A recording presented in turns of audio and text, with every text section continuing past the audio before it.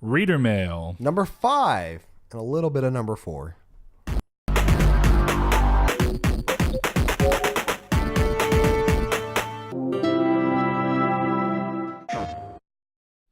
Hello and welcome to Triangle Squared, a PlayStation podcast, or I guess a Reader Mail podcast in these particular instances. I'm your host, Brett Beck, and alongside me, Mr. Saul Bridges, bringing you guys what is mostly Reader Mail 5 with a little bit of Reader Mail 4 thrown in. So a preface for all of those that are just now tuning in for the first time. We are Triangle Squared, a PlayStation podcast where you can find every episode we air on Mondays at 12 noon Central Time and 10 a.m. PST. And we have Twitter links, Patreon links, Discord links in the Twitter below, the description below. And always follow us on there. Jump in our Discord for some casual chats and some memes that we like to, I'll say we, but more so the hive mind that is our Discord likes to put. It's not controllable at this point. Yeah. But they're pretty good. But this is our Reader Mail, where we ask you guys every Monday, Wednesday, and Friday on Twitter and Facebook to ask us a question. And if you ask us a question on our YouTube comments, we will heart your question, and that means it's going to get answered on the show, so never be scared to ask us a question there. However, you guys may notice there was an absence of Reader Mail episode 4. This is Reader Mail episode 5 with some 4. So this is what we're going to have to figure out. Yeah, two things happened. One was out of our control, one was not. The Reader Mail episode last time, we had to re-record twice within one day, and it already felt disingenuous. Not for really. For the first third or so. Yeah, for the first third or so, because we were re-answering questions that we had just answered an hour prior. However, we recorded it. We thought all was good and well. It was going to be good, and then audio issues arose, and it made it, you couldn't listen to it. It was terrible audio. If you heard my shoulder, I hope it sounded delicious. But it sounded terrible. There was audio cuts and chops, and it just didn't, it's not our standard, obviously, so we didn't. Well, not even that. Literally, I would, if it was just somewhat bad, but it was listenable, I would have put it up. Yeah, this was not listenable. This was beyond that. So, like you said, we're going to go through and do as much as we can, and we're going to pick up the Reader Mail 4 ones that we can do. Part of the way that we do things around here, it's just we're cursed. Saul ended up not saving the Twitter ones. The Reader Mail's cursed. What happens, if you guys ever see me on my laptop during Reader Mail, chances are I am copy and pasting a question from Twitter or YouTube into a Word page document or WordPad document, which I need to open up now, and I am saving that for next. Or I'm saving that in case of any issues of it not posting. And that is one of the biggest problems that we have. And it's happened, what now, 3 Reader Mails? Yeah, not in necessarily the new format. That was the first of the new format that got screwed up. But, it is what it is. The show's a little different. I mean, it's the way we end up doing things, it's just odd. A lot of it seems to be happening because we've not had the time due to just schedule constraints to actually record these right when we originally intended to when switching over to this format, which was to do the Reader Mail recording right after we get through recording the episode. And if that would have been the case, the episode obviously ended up fine, so we would have been okay there. But we also recorded episodes early and stuff. But that's okay. This isn't y'all just listening to us blabber on about the problems we've had with Reader Mail. This is about answering the questions y'all have given us. So we're going to start that off. And with a sadness. Go on with your sadness. I just look. File. Never mind, it's not here. Open. Hold on. It said RM4, then I clicked on it, and it said something about not savable to path. What does that mean? I don't know, Saul. But while you figure that out... Maybe you're what? I'm hallucinating things? Maybe. Possibly. It was my fault, though. This time I'm going to save it. I have... Literally, here's how they're titled. I'm so inconsistent with titling. Episode 1 is Just In Case LOL. Episode 2 is RM2 for Reader Mail 2. Episode 3 is EP3. And then I'm 99% sure Reader Mail 4 was RM4. And I'm still kind of... It's not there. That's okay. We got questions. Why don't you start us off on Facebook? Yeah, okay. So a lot of these, because we're going to go with them. I'm going to go from episode 4 so I can scroll up through this. Yeah. So a lot of these are going to be quick fire questions from mostly Kiki and Vincent. So we're going to knock these out real quick that are fun. That's their favorite type of question. What are your must-have snacks and drinks when you know you're going to have a long gaming session? Mine are Doritos, sour cream, and orange soda. I'm a big fan of orange soda. I think that orange soda specifically... Sour cream and orange soda? Yeah. I don't get it. Doritos and sour cream. Okay. And then an orange soda to drink with it. But gotcha. I love Kiki orange was soda. Mixing up some stuffs. But I pretty much exclusively drink orange soda when I'm eating pizza. I was about to say the same thing. And I don't get what it is, but orange soda and pizza have this link in my mind. I can't. It's because Pizza Hut, right? I don't know, honestly. I grew up getting Pizza Hut on Friday nights at Mom's. And it has to be Orange Crush. That's like my other thing. That's Pepsi. And that's what Pizza Hut has. Yeah, you leave me alone with that Fanta. I don't want no orange Fanta. Who likes Fanta? I don't know. Somebody, apparently. I mean, you can't have years and years of don't you want to Fanta if people don't actually like your product. I mean, I'm talking about orange Fanta, though. Yeah, okay, fair enough then. I don't know, but... Grape Fanta is actually my favorite grape soda. There's so many. And pineapple Fanta, and then what is a red Fanta? Whatever that one is really tasty. Strawberry Fanta. That's my favorite. But I don't know, grape I'm not a big Fanta person, but Orange Crush is where it's at. Yeah. It's all that matters. I think I'm going to get an Orange Crush on all of my pizza that we get from here when we get done here. Well, I kind of want pizza, but I'm on this weird thing of like I don't trust it ever since that sickness. I don't trust Domino's. It's going to take me a really, really long time to open back up to Domino's. But anyway, to go back to what we eat, you saw for the most part, me and Saul said this before, I think, we don't tend to eat while we're gaming. We tend to eat before or after we game. The one exclusion of that is every now and then if it strikes me in the right mood, I'll get a bowl of cereal. Which is like impossible to eat when you're gaming. Yeah, so it's really me setting the controller down, keeping the headset on if I'm talking with somebody, if I'm actually on an online game, or just setting my controller down for a few minutes, scarfing down a quick bowl of cereal, and then going back to playing the game. See, you should do the thing I've always told you to do, which is cereal in a cup. Where you just drink it? You just drink it. It's the same thing without a spoon. I mean, I guess, but you'd have to adjust the milk quantity. No, you wouldn't. Yeah, because otherwise you'd end up with too little of milk or too much milk, depending on how you do. Here's the measurement I do for milk. I'll pour the cereal in the bowl, and I'll put enough milk that I can see it, but there's still some cereal on top. I do the same thing for the cup. It's the same thing.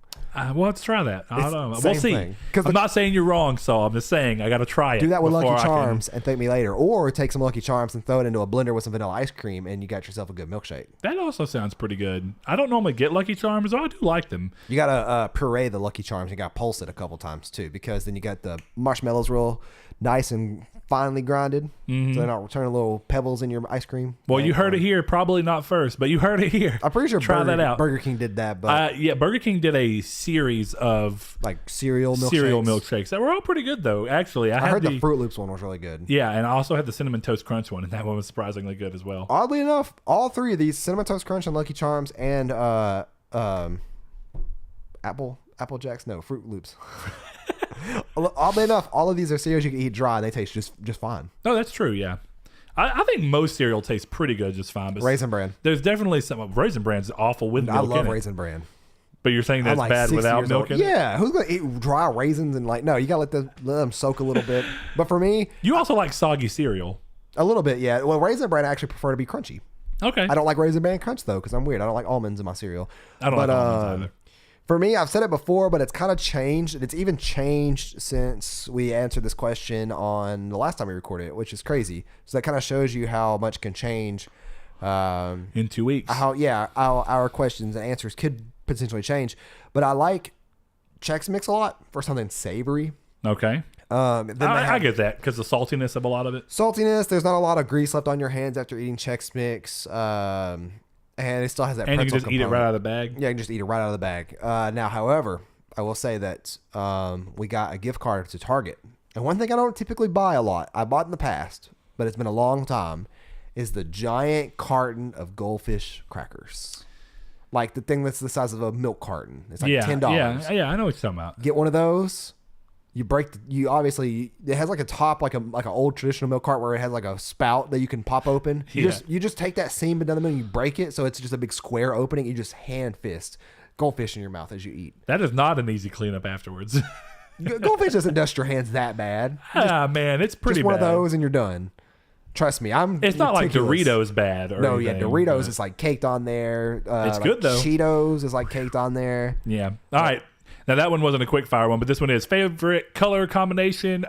Gold and black is pretty up there, but so is blue and black. Black tends to be a color combination thing for me. Teal and red or teal and purple? Fair enough. If you had to drink one specific pop or juice, these are all from Kiki, just so y'all know, and he's a Patreon supporter, so if you'd like to do that, check out that link below. You can win some cool stuff, and normally get this early when we are not inundated with weddings and they're still going to be a day early technically. No, tomorrow's Friday. No, tomorrow's Thursday, Saul. Is it really? I'm so screwed Slow up. down. Saul got married, got a couple days off of work. I mean, your whole life has changed. Andy must have put it down on you. So technically, you still get it a day early on Patreon. You'll get it a day early. Yeah. All right. Let's see. But favorite now, is it favorite soda and juice or? If you had to drink one specific pop or juice for the rest of your life, which would it be? Mine would be Sprite, is what he said. Kiki. I like Sprite, but it's just crispy water. Sprite is good though.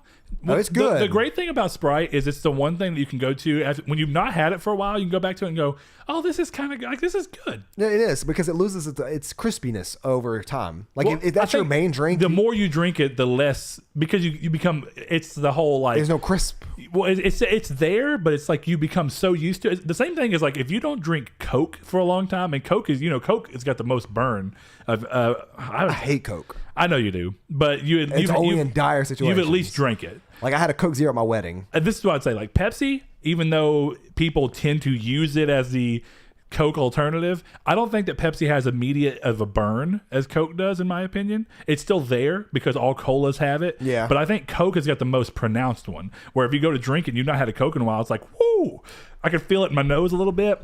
But you're right. Sprite's the same way. If you drink those too often, you start to lose that because it gets real spicy. You get too used to it. That's all it is that, it's what do they call it? It's, immunity by repetition. Not that. What is it? By exposure or whatever, where you can get over fears and whatnot by just exposing yourself to them to the point where they have no effect on you because they literally don't feel like anything at that point.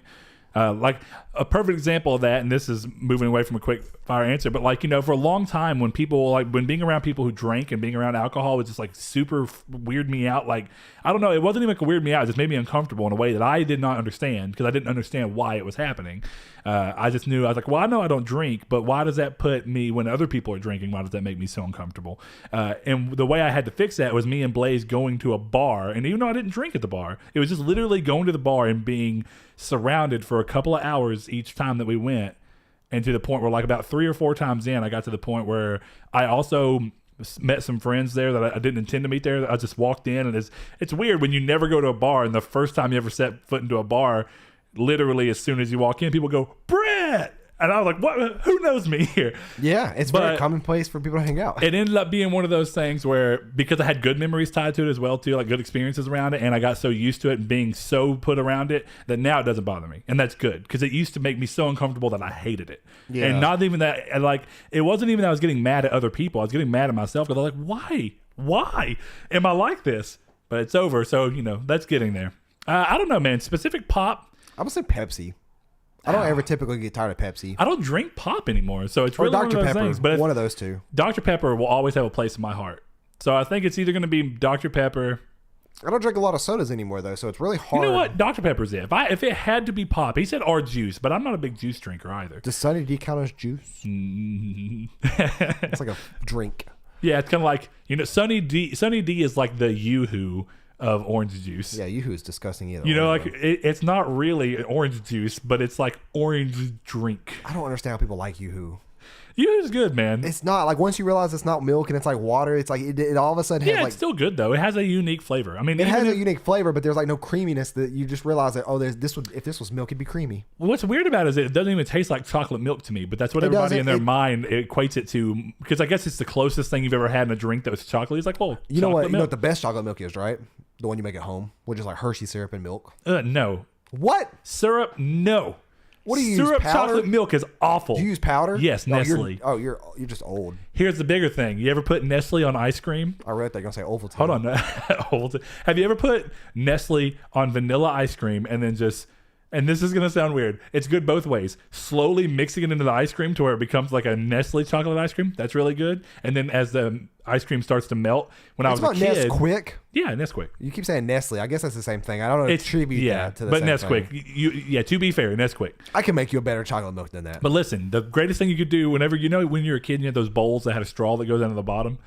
so that you could drink your milk. I had a fear of those. I had a few of those. So you had a fear of them. I had a few of them. I was always worried that a piece of like soggy cereal was going to get caught in there. I'd be sucking down milk and it shoot down my throat and I'd die. So I think you were a rational kid, Saul. Just a little bit. But look, what I would do is I'd get my ice cream, and we were always cheap ice cream. Like, the boxed ice. No, I'm talking about the boxed ice cream that doesn't even have a brand. It just says vanilla ice cream. No, not even that. A box. I'm not saying it's a clear box. No, it's a box. I've never seen that before. It is cardboard box, and you unfold the lid. Technically, they're all cardboard boxes, except the ones I'm talking about. Bluebell's in a cardboard container. That's true, but that's so you're talking container. about like a brown. This looks like a. Where do you buy those at? I have to show you. I guarantee you could buy some at Rakoff's when it was open. Yes, we used to get them at County Market when that was open down here. Yeah, okay, I'm not surprised. Okay, so this was super cheap ice cream, and it would just be vanilla. It's like I think they had one that had chocolate in it.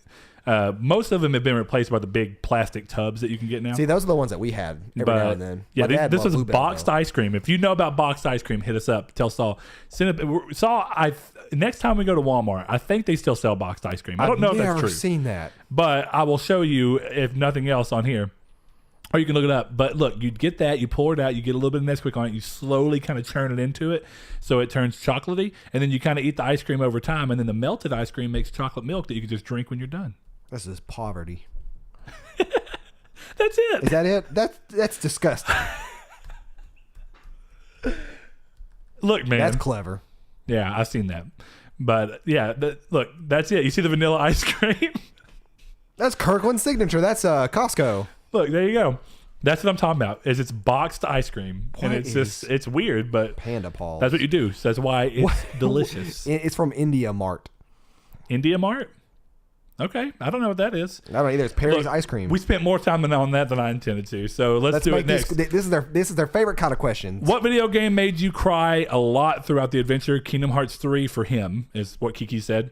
I don't think I have one for this one. Not a lot through the adventure. I don't tend to cry during video games. I have cried at video games, but a lot, it's hard to say. I tend to be more just emotionally invested in the moment, whether that ends up being a tear or not. Even sad movies, it's very rare that a movie just gets me throughout the whole movie or anything like that. I can't even think of very many, so I don't know. Kingdom Hearts 3 is a good candidate, and I think the original Nier does a good job in a lot of ways. So, I mean, those are games that I would say have made me at least well up. Nier Automata, Nier, Kingdom Hearts those games have made me well, but not during. It's only been after. And that may even be just because of the sweet, but it's over. It's like the bittersweet. It's gone. No spoilers, but I'm not going to say there ain't nothing sweet about one of those. Oh, okay. Oh, well, yeah, okay.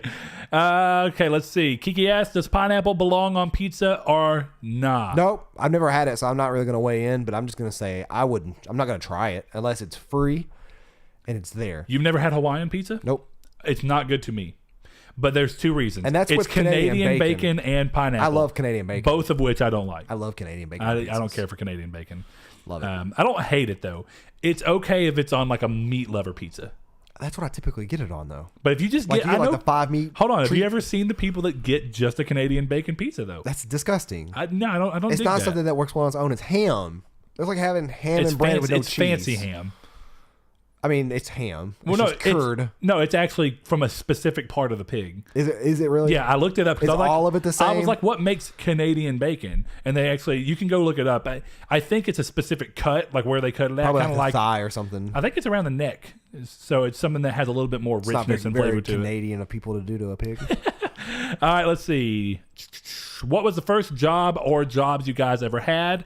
Kiki said his was GameStop and Starbucks. Well, that's very similar. My first job was lighting. Well, actually, I'm sorry. My first job was a dishwasher at La Carreta Mexican restaurant, from which I very quickly became a busboy, from which I very quickly became a waiter, and then that was what I was the rest of my tenure there. But like a week after I started La Carreta, I walked into GameStop, and the current manager at the time, because I went there all the time, dang there every day whenever we used to skateboard all the time. About Jeremy? Yeah. And he just walked in, and I told him I got a job. He's like, I didn't know you were working. He's like, you want a job here? And literally that day he hired me. I didn't do an interview or anything. So it's kind of cool. And I just worked those out. So, but Saul, what was yours? I worked in a family-owned arcade that's still in our mall. You worked at Silver Bowl? I said that last time. And you're very surprised at who owned them. Do you not remember this? The people that live down there that you don't like own them. That I don't like? They live down that way. But why don't 5 houses that way. 5 houses that way. 5 houses that way? 5 houses that way. I have to talk to you again after this. I don't remember. I'll just type it in right here. You'll know exactly what I'm talking about. I got to get that. It's not 5 houses, but it's like 4 houses, 6 houses. They still own that? Yes, they own that and the golf center. I deal with him at work. Do you really? His dad. Oh yeah, because I'm not gonna say personal things, but yeah, where he works. But yeah. Anyway, let's see. They bought it from the family that did own it way back when. And do you remember when that particular person was going there a lot to play a particular dancing game? Yep. That's when they bought it. I like how vague this is. I mean, he's still like considered a friend of mine. So I don't even mean the name. I just mean like the way you did. Like you're like a specific family owned. I just don't want to out his personal information out there if he ever happens to watch the show. Yeah, we'll see. He knows who he is, and he knows he's my bear. What would your dream vacation consist of, Saul? New Zealand. Me and Annie were just talking about this. That's a sweet one. And we literally looked at pictures while we were in our hotel in Dallas, and was like, New Zealand looks dope. Australia and New Zealand are both pretty awesome to me because they Not Australia. Hold on. The reasoning behind both of them. New Zealand is just naturally gorgeous. Obviously, you see it in all sorts of movies. They use it for fantasy movies a lot Lord of because the Rings. It literally looks like something that you'd expect from a fantasy world. It's almost too lush and green. And what's your excuse for Australia with their deadly bugs? Okay, the reason for Australia, and you know how much I don't care for spiders. Yeah. I would go as far as to say hate spiders. And you know the things we see. But look. What are those spiders Here's the called? thing, dude. Marsupials in general and all of the weird life that took place that essentially grew into Australia while it was separated from the rest of the continents. It's so crazy to me how weird their stuff is in comparison to ours. Don't even, Saul. I don't need to see this. No, you need to see this because this is what you're going to look at this. Look, I want to, for those that are watching, just go look up. This video's laggy, so it's like, but go look up Huntsman spider sneaks in a trunk of car. Boop, now it's in your car. Look at how big that thing is. It's the size of a bulb of a taillight, and it just squeezed into that car. Yeah, but I know what Josh is going to say because he's going to correct me about this. I know they're not venomous. They're typically friendly in the house. You typically want 1 or 2 around the house It's area. like the Australian wolf spider. Pretty much, yeah. Yeah. Even though I've been chased by a wolf spider before, I don't think they're that friendly. I really don't. Like that scared me as a kid. While we're on the topic of spiders, I just got to say this real quick. Jumping spiders can go straight to hell. That's a wolf spider. Wolf spiders jump, but what I'm talking about, they don't jump in the same way. Have you ever seen the little bitty black spiders with the big bump eyes or whatever? The people tend to use them as a meme to be like, "Oh, look at me!" It's like, sad. The cute ones. Dude, those things can jump so far. At the house out in the country that we used to stay at, when we first moved in and we were doing all the renovation work, there was a spider that. There was multiples of those, right? They were all over the place. One was in the windowsill of a big window, about the same size as this window back here behind this, right? I went to swing my shoe at it to hit it while we were working because I was like, nah, I don't care, this spider. And I swung my shoe at it, and it jumped to the entire other side of the windowsill, which was like, again, 3 feet. Effortlessly. Nope. And I was like, I don't want spiders like that in my house. Nope. Yep. I don't. Me neither. And that was enough to scare me eternally. Saul, toilet paper over or under? Over. That's if the only correct answer. Anything but, I still love you, but you're a very odd person. Even though every now and then I go in Brett's bathroom and that's under. So I have explained that. I don't know. You explained it on an episode that didn't air. Yeah, but listen, it's mainly because Kyrie takes the toilet paper off every time she goes to use it, and then she just puts it on however it's going to go on. Yeah, you need to teach your daughter better. I will work on that, so at your request, I will work on that. She's living like an animal. And the other reason that it tends not to get fixed most of the time is that ever since we've done this back here, I pretty much exclusively use this bathroom. I don't blame you. It's like your own personal bathroom. Yeah, it is. So anyway, let's see. Did you guys have a MySpace did you have a MySpace name? He says, excuse me, his was Kiki Carnivore. Mine was Saul Eats Airplanes. I did not have one. I was just Brett because I'm not a loser. Yeah. It was a dark time. It was that was, see, I think what it is that both of y'all were far more seen than I ever was. I wonder, yeah, I was going to say. That's what it came down to. Saul, do you have, I know you posted your little glow up picture or whatever, which is pretty good height, but I mean, do you have you at your scene height, like a picture? Yeah, like with my hair straightened? Yeah. Now, Kiki was still far more. Kiki was into that. Yeah, I was more casual scene. Yeah. Like, I wasn't even really that scene, to be honest. It was just a hair straighten. I was more the metalhead kid. I wore a bunch of, like I wore loose jeans and had. I see. It's weird how much I cringe on it now, but like. I had the wallet chain that was like skull links that went all the way back to a little belt loop thing, and I wore the studded belts that were like, I don't know. See, I didn't even wear studded belts, and that was like a very like that became very seen, but first of all, it wasn't. I don't know. It was very interesting. I used to wear essentially Slipknot shirts like crazy and baggy I still clothes. See, that's where mine was like different. Is that like my scene stuff was like I had a range of Slipknot, Disturbed, which Seth stole half my Disturbed. Which that's shirts. not seen. I want to be clear. That's just No. That's what I'm saying. It's very mixed. You're pulling yourself in, but you did have like your A Day to Remember. I did have a Day to Remember shirt. But Homesick that's the shirt. thing is I had a Day to Remember. I had Blink-182. I had Skillet. I had all kinds of different bands. To be fair, I had all those too. Yeah. Eventually, my earliest days of being the metalhead were like in 7th and 8th grade, and then whenever I got into high school, I started wearing other shirts. Oh, it's gonna want me to confirm an email address I don't have. As anymore. in, again, no shame. Like I always say, I have no shame, and I still have no shame because I love them. I had a Creed Full Circle shirt that I would wear often. Very good band, very good album, love it. All right, Saul. If Pop came out with Final Fantasy figures, which ones would you specifically like to see? For him, he would like to see all of the summons. I love it. The summons are a great answer. I'm probably gonna go with that or Zach Fair. I said this last time, but I'm glad that I actually remember it. Even though I part of the reason I liked doing this again was not remembering exactly what the answers were. But I would like to see them do something that they would not do. But a series of the summons where it's every summon that's ever existed in the franchise in terms of, but what they do is that they take one design from each game. So you'll have like Final Fantasy 1 retro summon, Final Fantasy 2 would be remade summon. Well, I don't even mean like that. So you wouldn't have like Bahamut. You wouldn't have Bahamut throughout the whole series. What you'd have is that you'd have Bahamut, Shiva, and all the summons. But essentially, what you'd be doing is that you'd say, okay, well, I'm going to pull Shiva from Final Fantasy 7. Yeah, I see what I'm you're going to pull Bahamut from Final Fantasy 8. Right. I'll pull. I can't. I'm blanking Ifrit on from name. Final Fantasy Ifrit 10. from Yeah. Exactly. That's what I mean. Is that essentially you pull them out that way. Speaking of which, we got to like the parts of the raids in Final Fantasy 14 in which you pretty much get to the end of the raid. You're fighting old Final Fantasy bosses. That's cool. Yeah. Yeah, I did that's not pretty know awesome. that was in the game at all up until we saw the boss for Final Fantasy 3, and I'm like, that's pretty dope. Because I saw last time I saw him, he looked like a 3DS or a DS model.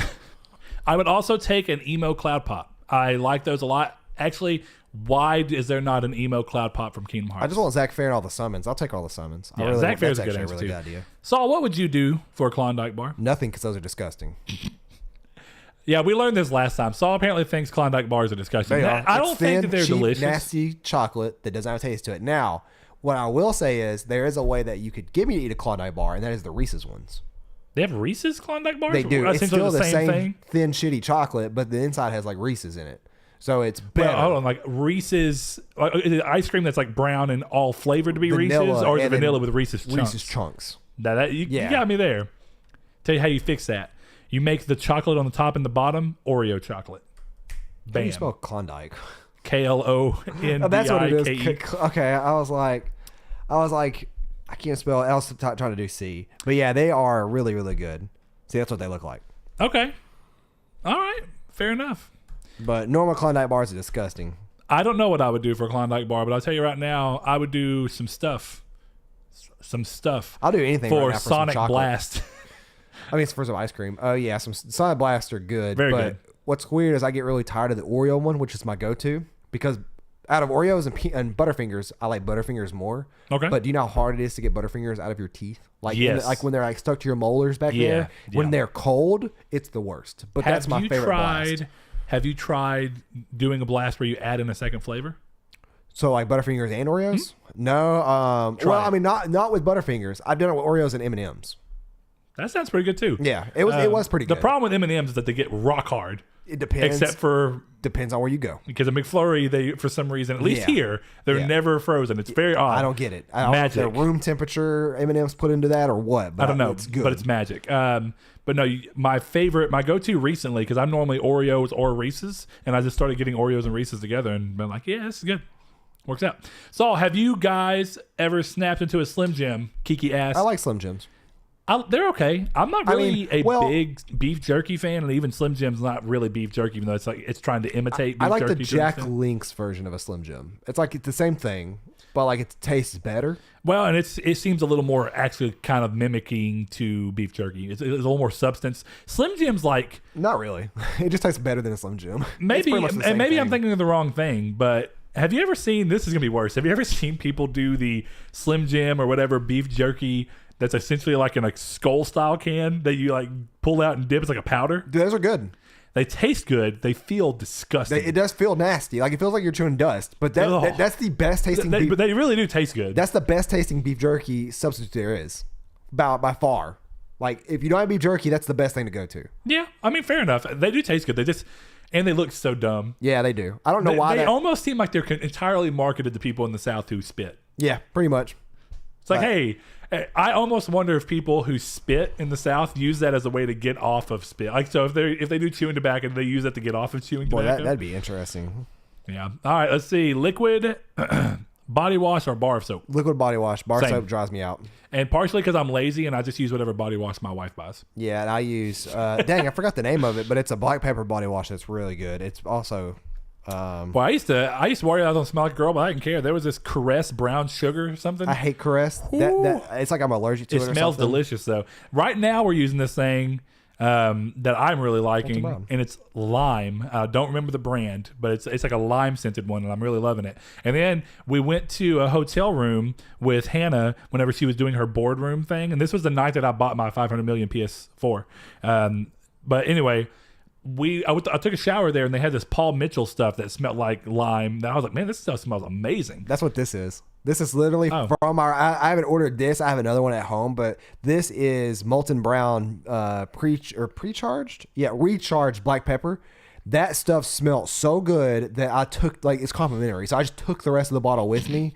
That's $32. Woo! For, I think it's 6 ounces. Like 5 washes, basically. Not me, man. I go heavy on the body wash. I just no. Here it's called Grooming Lounge, and it's called Grooming Lounge, our best smelling body wash. And it's $23, but it is also 11.5 ounces, so it's double the price or double the size for a little cheaper. And that smells really good. My biggest thing is like I want to smell good and I want it to last long, but a lot of people make a mistake of like clashing their scents. Like they'll put on like Axe deodorant and like Old Spice body wash, and they smell like a gym. Like at a middle school, like a weird pull together, like amalgamation of all the different scents that you smell. Yeah, that's when you go to a gym and everybody's working out and you can smell all of their deodorant activated at the same time. And sweat too, because Axe doesn't do anything for your pits. Yeah. So like that's why I like using this, and I have 2 deodorants at home. If I'm using this, or if my skin's really dry, I'll use like regular Dove body wash, like not Dove Men, but just the regular like traditional Dove scent. Yeah. And then I'll use a better smelling wash deodorant, because that doesn't have a smell to it. But if I use this, I use unscented. We're going to pull into the middle on this question a little bit though. If I don't have liquid body wash for whatever reason, I will substitute out for the Dove bar of soap, which isn't actually a bar of soap. I would go by body wash. I won't use bar soap. Well, Dove, I don't know if you've ever used it. That's what I was getting at. Is it like the curved bar? Kinda, but dude, it's not like it's not a bar of soap. Because like, okay, you know what I hate about a bar of soap? I get a catch on you every now and then. You're like, what the hell is this? That doesn't happen. And I don't know. It's so different. It doesn't feel like, soap kind of makes you feel like you got a caked up substance on you. Mine is like it dries my skin out regardless of what it is. Yeah. See, that's it. And the few times I've used a Dove bar, whatever they are, that doesn't happen. See, my biggest thing, I don't know what the difference is. I genuinely don't. Do you know what Lush is? That weird fragrance store. It's like a weird. Yeah, I can't go into it, dude. It's too much. Well, I am really weird about fragrances. They give me headaches, and like it makes me kind of want to throw up sometimes. Dude, it's too much. Me, Annie, and Joe went into the one in the Galleria. Yeah. And we bought like there's this really, really good smelling bar soap that we got, and they were like, "Here's a free shower jelly." So I was that just sounds weird. I was like, "I'll take that." Sure. I got home, or like we got home or whatever on Monday. And like I was like, I haven't showered today. I was driving anyway, so like I'm gonna hop in the shower and use that new soap I got. That it would not lather at all. Like it was like I was trying to wash with a brick. The shower jelly felt like I had taken Jello and tried to wash my body off with it. Did not lather either. Smelled really good on everything I put it to, but that is not soap. Yeah, I agree. If you don't get a lather, it's not soap. Yeah, I gotta get it like a real thick lather on me too. Like, this sounds weird, but I only feel clean if I'm like really lathered up. Oh no, dude! That's like that's why I say I go to town on body wash. Yeah, and then I just like I get new loofahs all the time and just. Here's the thing: I'll say you use a loofah or washcloth or hands. No, I want to get a real loofah. No, you don't. But no, you don't. I just want to try one. You don't. No, you don't. I just want to try one. Do you have sensitive skin? No. Do you have dried out skin at any time taking a shower? Like if it's cold outside and you get dried out skin? Nah, my elbows are about the only thing dry. And loofahs will dry you out so bad. They exfoliate your skin. Like they're rough. I mean, I don't know. I just want to try one. Like a real, and I don't mean even like the stick ones. I mean like the actual. Have you ever seen how they're grown? They look like a churro. Kinda. With like a hole in the middle. But yeah, have you ever actually... I think churros have holes actually, in the middle. you should look at how they're grown. They're like a vegetable that grows on like a vine. Oh, yeah. It's very odd, but they're not fun. They're not fun to use. They're hard and abrasive on you. Like, that's what they're supposed to be. I'm going to try one. Go get you a real one. But my point, no, but I use the little plastic ones or whatever you want to call them. Like, they're just a ball. Yeah, that's what I use when I take a shower. I don't use washcloths, even though, like, there's a debate among people saying that those don't get you clean compared to washcloths, and I'm like, I don't know. Smell my butthole. I beg to differ. Pretty clean. All right, so PvP or PvE? This is from Vince. It depends. I'm going to say PvE, though, as of late. PvE is a rule for me. Yeah, I was going to say because if it's a game like Final Fantasy 14 or Destiny, I'm playing But it PvP. doesn't mean no PvP PvE. ever. Yeah. I'll throw some PvP in there. Yeah, absolutely. Vince also asked saddest death in a video game. Damn. I forgot what I even answered for this. I hate this answer because I think I remember what I came to last time. I can't talk about them because a lot of them are spoilery. Yeah, I was going to say now I remember what it is. But no, we can go ahead and say it because one of them is spoiled throughout 7. You already know it when you're going in. Zach Fair's death, sad. You talking about in Crisis Core? Yes. Yeah, that's what I was going to say. Yeah, but that's a great one. And just in case people go back to play Crisis Core, that's a big old ball. More recent ones that I'd want to talk about are too new for me still, so I'm not going to talk about them. And I think Saul probably knows what I'm talking about. Yeah. We already technically referenced it once in this episode. Yeah. So, let's see. What is your most recommended RPG? Now, this is Chrono Trigger. A loaded question. So, this is going to encompass all Western and Japanese RPGs since he didn't say otherwise. Yep. And if I'm going to say recommended, I fall in two ways.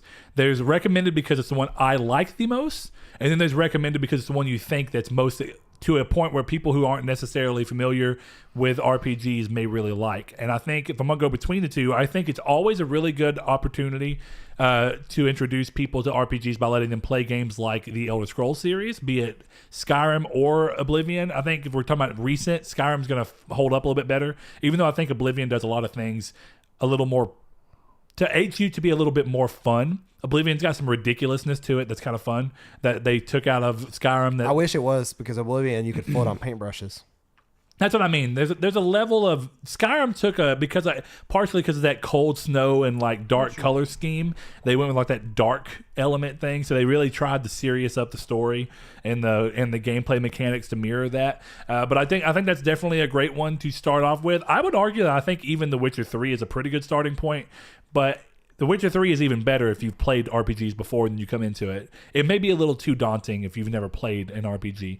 So there's that, and I think my other Western RPG that I'll throw out there, as Fawn mentioned, would be... I did this last time. How's my brain this ridiculous? Nier 2 is what you went to last time. Well, I mean, Nier Automata is definitely one for me, even though it's not... I don't consider that an RPG. I consider that an action game. So I'm steering away from those. Yeah, I guess Now, so. in the traditional RPG, Kingdoms of Amalur is another Western one that I think is really great. So those are my three that I'd go to there, with the number one being that if I'm going to recommend it because of what I think is the best, The Witcher 3 is probably the best, most recommended Western RPG for me. Skyrim is my most recommended for people who want to get into RPGs. I want to say casual people get into Skyrim or Oblivion. I'm going to say Oblivion first. Yeah, I agree with that answer. And then if you're not going to get into that, get into Chrono Trigger.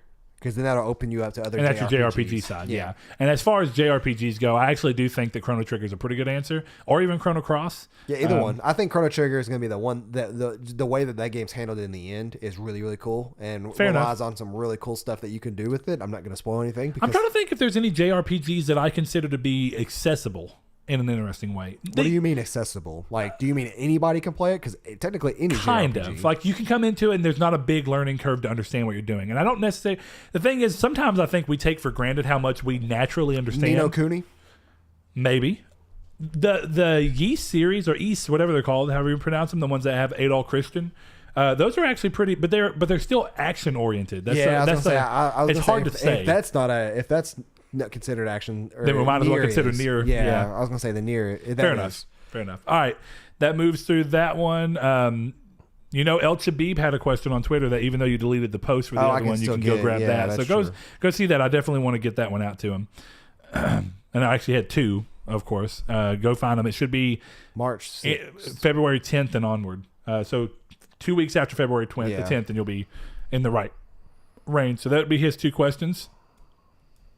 Let me move up and find the next one here on Facebook.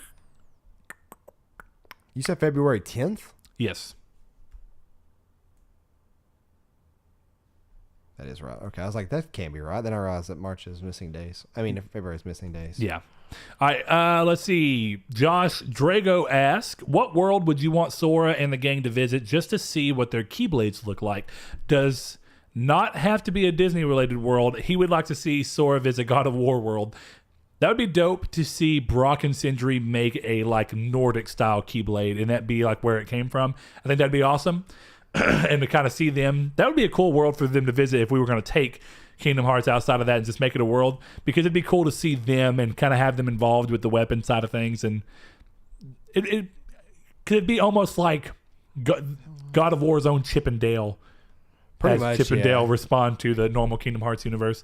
I think for me, God of War is a pretty good one. I'm trying to think of games that have really interesting weapon design so that I could see that go through, how that would look. You know what? Just for the fact of wanting to see what a steampunk a steampunk style Keyblade would look like, them visiting the Order would be really interesting. Just so I can see what a Nikola Tesla style, how they did in that game with all of the steampunk weaponry. I think that'd be cool. So I'm going to go with that one for me. Honestly, I can't remember what you answered last time, actually. That's good. I'm going to change it to Devil May Cry now. With Devil May Cry 5 out? Yeah. Good answer. All right. Josh Shoop asks, what do you think should be the next big character in Smash Brothers? Honestly, I'm still surprised that Goku has not made it in there. 2B. Would be pretty cool. It'd be interesting, because here's the thing. We already know that Joker's coming to Smash, right? Right. But we still don't know that P5 is coming to Switch yet. Right. So, that would mean that inevitably Nier would be on the Switch. You would think. I mean, Nier could be on the Switch, as far as I can tell. I don't think I'd have trouble playing either one of them. I mean, just drop it down to maybe even sub 720p just to make sure it runs at 60 frames per second, because that's what you'd really want more than anything. Yeah. But yeah, I'd say I want to see 2B is who I would want. Honestly, Goku is the most surprising thing. But up until, and it might actually happen now that there are Dragon Ball Z games on those systems, because for a while they weren't really coming out after the Game Boy days, where they had a lot of the Game Boy Dragon Ball Z games. They had them all on all the Nintendo systems. There was Dragon Ball Z games on the DS? I genuinely don't remember There's a Legacy of Goku game on DS, I'm pretty sure. Or is it Legacy of Boo? No, Boo's Fury was a Game Boy Advance game. No. That's what I'm thinking of. But, or not Legacy of Goku on DS. What is it?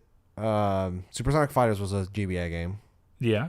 See, I can think of all the Dragon Ball Z games that were on the Game Boy Advance. I can't think of any that were on the DS. There's one. Seth had it. I know there's at least one. Yeah. It's no. Is it Budokai or something like that? Some kind of weird 2D fighting game trying to be? Attack of the Saiyans. Okay, I definitely don't remember that, but my bad then. Either way, that just lends more credence as to why Goku hasn't been on there yet. So I'm wasn't Supersonic Warriors on DS? Or Supersonic Warriors 2? Okay. Yeah, it was. Which is, by the way, if you've never played Supersonic Warriors 1 or 2, those are fantastic DBZ fighting games. If you've not played the PSP Budokai Tenkaichi Another Road, also a very good game. If you like that style, if you like the Budokai style games. All right, Josh Shoop also asks, you walk into an ice cream store with all the toppings and flavors you can think of. What do you have? I think we accidentally covered that. We did, yeah. I was like M&M's and. But hold on, it's a little different because when I go to an ice cream shop, like when we actually go out to an ice cream place, which I love doing, like Cold Stone here. I already got my go-to for that. Yeah, vanilla. I'm really odd. I mean, I get sweet cream ice cream because it's really good. I think it's a great example of taking the idea of vanilla and just sweetening it up a little bit. Yeah. Graham cracker crust, brownie, and what else do I put in there? Oreo. See, I'm somewhat similar. I get cake batter ice cream with Twix in there with graham cracker crust. The other problem, though, is Twix has a similar problem. Is the caramel gets hard. Yes. Yeah. And it starts to be like, if you don't eat it quick enough, it's like, darn, I can't really eat this. So let's see. If there was one thing you could change about the world of gaming, what would it be? No, I don't have an answer for that. People being reasonable. I guess that makes sense, yeah. And that actually extends to everything to me. I want people to be reasonable more often than not. And this kind of comes in the light of earlier today, Saul and I in the Discord. Excuse me. Saul and I and certain members of the Discord were having conversations about Epic pulling back the ability for Nintendo to crossplay with Xbox and PS4, the Switch, on Fortnite. In matchmaking. Not if you actually go through and get into a party. Yeah, you can still party up. I'm 99.999%. I don't know for sure. I didn't read the whole article. But one of the things we were talking about is that, for me, I just wanted to see were the same group of people that were so, and I don't mean the larger group of people who in the solo crossplay or solo parties only. Okay. So, in the grand scheme of when crossplay became a talking point for PlayStation, the people who were being normal and reasonable and just going, I'd really like to see crossplay, and if it doesn't happen, even the people who were just calmly stating, I'd really like to see crossplay, everybody else is doing it in the industry. If Sony doesn't do it, this is probably going to be my last PlayStation console. That's a reasonable statement for somebody giving their reasonable opinion. What I don't think is as reasonable is bombarding Sony on every single post that they had, asking where crossplay is, and not even giving them a chance to respond before you find another post they did just to do the exact same thing to it. And you see that even outside of aimed at Sony. So that's not because I'm trying to defend Sony in any reason. I don't think that people should be as quickly unreasonable towards Microsoft or even Nintendo in this situation, or in these situations. That's specifically in the world of gaming, but I'd like to see that extend all the way out from things like politics and everything. I mean, I think all of what I'd like to see in the world would be that people be more quickly go toward being reasonable and thinking things through before they have such a swift reaction. Be excellent to each other. Dudes. I'm so excited for Bill and Ted 3, man. I'm not. That movie's going to be terrible. Look, I'm excited because, hold on. I'm excited because I have to think about this. Dumb and Dumber 2 was amazing. No, it wasn't. Yes, it was. No, it wasn't. Dude. You had trash movie opinions. You watch more movies than me, so if you want to say that, that's fine. But you know what? Let's see what the Rotten Tomatoes says for Dumb and Dumber 2. Oh, sure. Well, hold on. You do mean the sequel that actually has Jim, them. yeah, Jim Carrey. I was making sure you weren't talking about Dumb and what was Dumber-er. Yeah. Which was the prequel? Yeah, it had right? Sam and Lloyd, but it had Sam and Lloyd? Sam and Lloyd? No, it's Lloyd not. And why'd you say that? Lloyd and it's Lloyd, but what's the other dude's name? Because his name was Lloyd Christmas, isn't it? Yes, but why are you doing this to me? Harry. Lloyd and Harry. How Harry Met Lloyd is what it was. Dumb and Dumber. How how Harry Met Lloyd or whatever. This movie came out 2014. We all went to see that together. Me, you, Annie, Blaze, and Hannah. Yeah. Oh, I enjoyed it, and so did Blaze. I think Jess did. Well, I mean, it was fun walking out of the theater thinking about it, but now I look back on the movie. It's hot garbage. I disagree, but maybe I need to watch it again. Rotten Tomatoes. Whoa, 30%. That's not that bad, actually, man. There's some movies I like to have a way lower Rotten Tomatoes. Look up The New Guy. Don't do this to me. Look, I guarantee you, I love that movie. I'm not saying it's perfect, but I love the movie and it's fun to watch. And I'm sure it has a terrible 7%. Perfect example. Joe Dirt. I need to know. Tell me. Hey, the audience at least is 54% on this one. See, that's what I'm saying though. Sometimes I don't agree with Joe Rotten Dirt's Tomatoes. 11%. What is it? Okay, Joe Dirt 2 is 10%. Hold on, but this isn't like, what is it really? Okay, 63% of average people liked it. That's it's 11. surprising. It's 11 on the critic side. Yeah. Oh, Joe Dirt 1. I thought you meant Joe Dirt 2. I was like, man, no, that's crazy. Anyway, last ones. Let's see. What game had the best first 10 minutes in your opinions? That's a little hard because I don't know timing exactly. Nier Automata. Nier Automata has a pretty strong one just for Onomatopoeia. I'm going to say for game setup and mechanical setup, it teaches you everything and shows you a lot of cool stuff. And the fact that you literally go through different styles of gameplay all within that exactly. It shows you everything you're going to get in the game. I don't know if it's 10 minutes, but let's just say the opening. Right. So if I'm going to go through this... Not counting cutscenes, really. Like, I don't count cutscenes as in this question. Okay, then maybe. Well, I don't know. I would, because it's still part of the experience of the beginning. You know what I mean? Well, that's kind of hard because then, like, The Last of Us, like, what is The Last of Us? Well, that's what I'm saying. First, The Last of Us is a good one for me. I'm just going to say the opening. No, you don't even get out of the house at 10 minutes in. The first cutscene's 5 minutes long. That's what I'm saying. I'm saying just the opening. I'm going to extend it a little bit. That's okay, then Nier. Yeah, I think both are good answers. I mean, I Nier agree or with The Nier. Last of Us. Or The Last of Us is a pretty good one. And then another great example. And Bloodborne. Even in the first... Bloodborne's pretty good in the first. Finding that werewolf and, like, they're not on a body, not realizing you technically got to die to this thing. You don't have to. You don't have to, no. But that's just what they want you to. You're likely going to. Outside of that, though, two other games that come to mind pretty quickly is God of War 3 for the most part, because God of War 3 has this epic opening. Even in the first 10 minutes, you're doing some crazy stuff. You did this last time. Don't spoil the opening of that game. It's too good because you went on about it. You described exactly what happens. Fine. Don't do that. Fine. There's I'm just a really cool God of War boss 3. battle in the beginning of that game. It's amazing. Well, the whole beginning is amazing. Even from a technical perspective of what they were able to do on the PS3, that game is still one of the most crazy technical achievements on the PS3 for how early it came out. From what I played on the remaster that you let me borrow back then, it was really good. Yeah, because even the remaster was like, I could see this being a PS4 game, you know? Pretty much, yeah, like an early gen one. Yeah, that makes sense. It's a beautiful game. I mean, absolutely. And even though it was way more maligned, God of War Ascension on PS3 was also beautiful. You can never say that Santa Monica just do not know their way technically around the consoles they're working on. Beautiful games. Let's see. What game has the worst ending? Well, this is a complete flip of that. So what game has the worst ending that you've ever seen? For me, it was Detroit because the choices that were made beyond my control. So it's not necessarily the game, but... I got the worst ending. The worst one. And I'm not going to spoil it because you actually did spoil it or made me spoil it. I'm not going to do that. Just imagine the worst possible thing that could happen with Marcus. I didn't make you spoil it. I got it. Yes, you did. I very lightly You acted it out. in the old recording. Okay, well, look, now that's the saving grace here is I don't get to act it out again. Man, I don't know. This is a really hard question because I think it comes down to I don't continue to play a game if I don't think it's good, and it's very rare that a game just goes from... I mean, all media tends to kind of fall in the third act of almost anything. It's pretty common throughout movies and everything when you're telling stories. It's hard to think of a game that just completely loses it.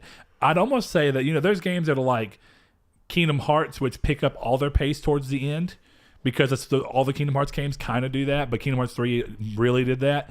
Then I can't think of a game that did the exact opposite, that just went to nothingness. I'm really trying to think of a game that just, you played it and you enjoyed all of it until like the very end, and then it just ruined it. I can't really think of one. That's why Detroit's kind of my cheat thing, because that is one in which I played it, I really, really enjoyed it, and then the ending... And like literally the last 2 minutes. Yeah, like pretty much made me... Like, I still liked the game and thought it was a fun experience, but like I was really let down by what I had to do. Or what happened. What you couldn't stop? What I couldn't stop, because the two options it gave me were some dumb options. I couldn't find the thing in the snow area thing. If you played Detroit, I guess that's enough for you. Was it snow or was it just rainy? I think it was snow at that point. Okay, outside Amanda's place. Yeah, essentially, that's what we'll say. Yeah, because that ain't a spoiler. That's very vague. Let's see. That's all of those. Let me scroll up. You want to hit the LTB ones for the time being? Sure. Our good buddy LTB over on Twitter. Hey, buddy. He says, with the recent Saul rant about The Witcher's gameplay and other game systems, do you think you could get worried about Cyberpunk would suffer a similar fate of bloated quest and or control and combat issues? Personally, I dislike The Witcher issues in controls, combat systems, menus, quest, and story. So did we answer this last time? You said the 10th. This is like the 13th. Okay, cool. No, that's it.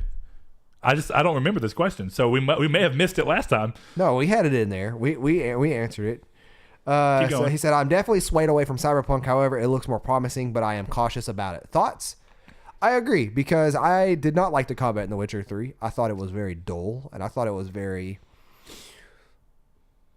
I don't know. Just dull fits it really fine for me, I guess. I would, for my own clarification, just because I'm curious, just because you say dull, you don't necessarily mean bad. You just essentially mean that it wasn't anything special. It was serviceable, but it doesn't stand out as something that as a reason that you wanted to keep playing the game. Yeah, it wasn't. Well, I mean, it wasn't. Which I would even argue at that point. That's most people would probably agree that the combat was a weak point in a game like that, because everything else is so good, from the size of the world, the scope of the world, all the side missions and stuff. Though, did LTB mention bloated side missions in an episode? Yeah, he did mention bloated episodes. Side missions on The Witcher. I guess I don't agree with that, but Dandelion, I'll bring it back up again. That's just one of them. I've had conversations about that, but that also wasn't a side mission. That is one of the weirdest parts. Yes, it is. No, is it not? Finding Dandelion's main. No, I'm talking about the one he gives you to find the girls, and then it ends up not being any of the girls. Yeah, it's still mainline story. You have to do that. I'm fairly positive. See, I don't remember that being part of mainline, but I mean, that may be the reason. I did it is because I had to. Yeah, but which I mean, maybe it'd be better if you could skip it. I mean. It just has bloated quests. So, correction, they're not bloated quests in general. Yeah. Okay.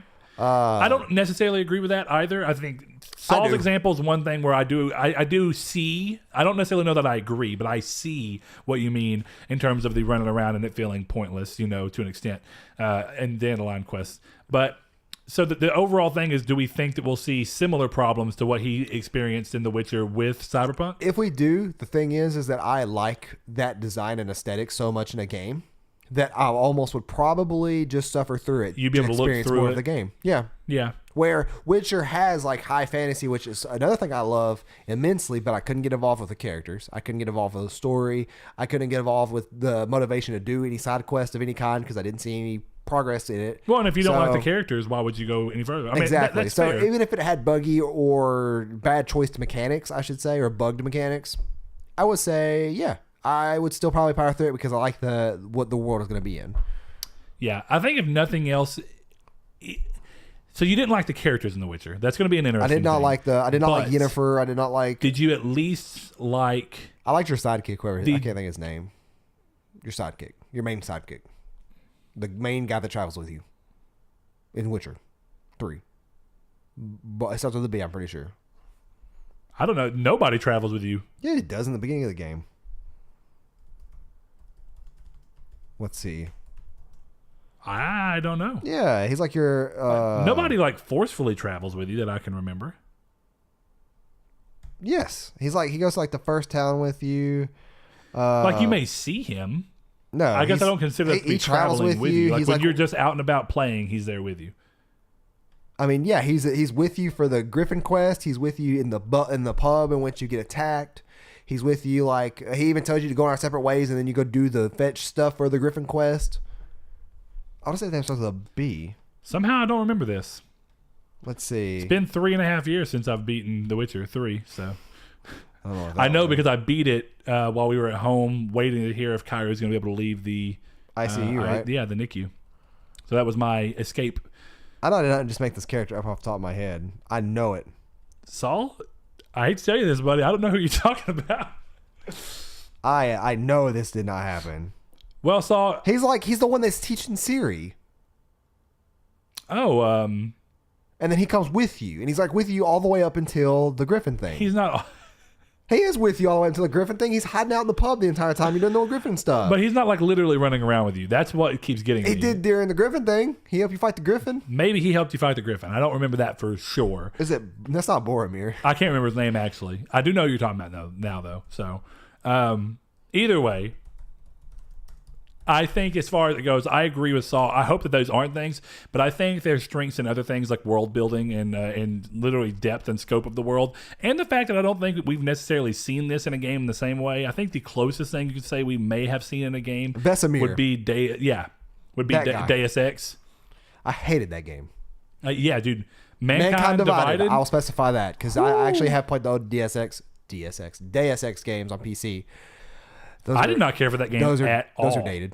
Me and you talked about that. Yeah. I mean, I have never been so let down by a game that I bought secondhand on Facebook for my buddy for $30. Well, and didn't you give that to me? No, I let you borrow it too because you wanted to try it, and then we just ended up trading it in. I felt like you gave me that game for something, and then I gave it back to you, and I'm just like, I don't even want it. Maybe I did. I don't know. I will say, though, his third question has been answered since we have done this. I almost want to say we made it a talking point in one of the previous episodes, but it was, do you think backward compatibility would be a major factor for console purchasing? Yeah, we've definitely talked about that before, El Chabib. So I am sorry we got to this question a little later than normal, since that technically is somewhat out of date, but that's our fault, not yours. That's still a great question, and you ask some of the best questions out of everybody. So guys, get your mojo up. Match it to El Chabib's because he's asking those good ones. All right, Josh Ayers on Facebook says, after the letdown, quote, is what he put. This is the one we have on Facebook, right? Huh? This is the one we have on Facebook? No, this is still from 4. Okay. Oh, okay. I was about to start on 5, so I'm glad you did that. After the letdown of Anthem, are there any games already dated for this year, and that's particular, that could be a contender for Game of the Year, or is it an unknown game, or just an unannounced one? So that's a lot. Here's the thing. Dated games, I'm not sure what would be Game of the Year contenders. It's hard to say with the games that are all hitting around this time and the ones that have already come out. I think that there is a somewhat strong argument for RE2, but I don't know. It'd be really interesting to me to see a game that's a remake end up winning Game of the Year, but it's not impossible. I have that golden rule that I don't talk about my game of the year, so I can say an industry game of the year. But like we talked about, some of these are games that have already come out, of course, but for the most of we're only in March. I still don't want to So thinking forward to the rest of the year, what would you even think might be? I don't know. Sekiro. Has any of the From Software games ever gotten Game of the Year? For me. Oh, yeah, but I just mean like, and he's saying Game of the Year contenders. Have any of them even been nominated? Like, did Bloodborne get nominated I'm for pretty sure Bloodborne got nominated a couple times. I could see that. Or for a couple things. And the thing is some games are just, you never know, right? Monster Hunter World was a sneak success, and I played the demo at PSX before it came out and really loved it, along with Ryan and John and Blaze, and that was cool. And we thought it was really fun. And we're like, oh man, we're going to play that some more when we can. And of course we did. And that ended up being one of those games where when we were playing through, I was like, man, this is a Game of the Year contender. You can feel it in every aspect of it. And I don't think anybody thought that beforehand. I don't think anybody knew that was going to be the case. Monster Hunter had always been this underground title that had been played on handhelds and had a really niche community of people that loved them. And it was a pretty big community. They sold well. But I mean, Monster Hunter World's hit new heights. And what I mean by that is that essentially I think it's hard to say because I just don't know. I mean, every game can surprise you. I mean, I haven't played DMC5. DMC5 could end up being it. I mean, Capcom could do something again like that. We don't know. Days Gone could end up surprising. It doesn't seem like it right now to the extent of a Game of the Year contender, but it could end up being something so profoundly good that these things coming out right now of the previews that are saying that it's fun and it's going to be it's going to be a solid game, but it has a little bit of everything mixed into it. Who knows, man? By the time that you're done playing that game and beating everything on it, it could end up being a Game of the Year contender. I don't know, because sometimes I don't agree with the Game of the Year contenders. I think Assassin's Creed Odyssey was one of them this last year, and in no way, shape, or form is that a Game of the Year contender, in my opinion. So that's just one of those things. It's hard to say right now, but it's a good question. I wish I knew. I think Sekiro might be an interesting one. It would be interesting to see Days Gone bounce up and be one more, because I'd just be very proud of Ben Studio. But I don't necessarily know that that's what they're even going for. So I'm going to hold off for now. The biggest thing is I'm going to say probably an unannounced one or a game that's not dated. Death Stranding. Because that's the biggest thing is, do any of those big three hit this year? And do they live up to their potential? Yeah. If I had to go with one, I would say Death Stranding for me, Last of Us for the industry. This is what I would say, yeah. If Last of Us hits this year, I fully expect Last of Us to be it. And for most people. I mean that across the board. Not even a contender. I mean that to be a Game of the Year winner.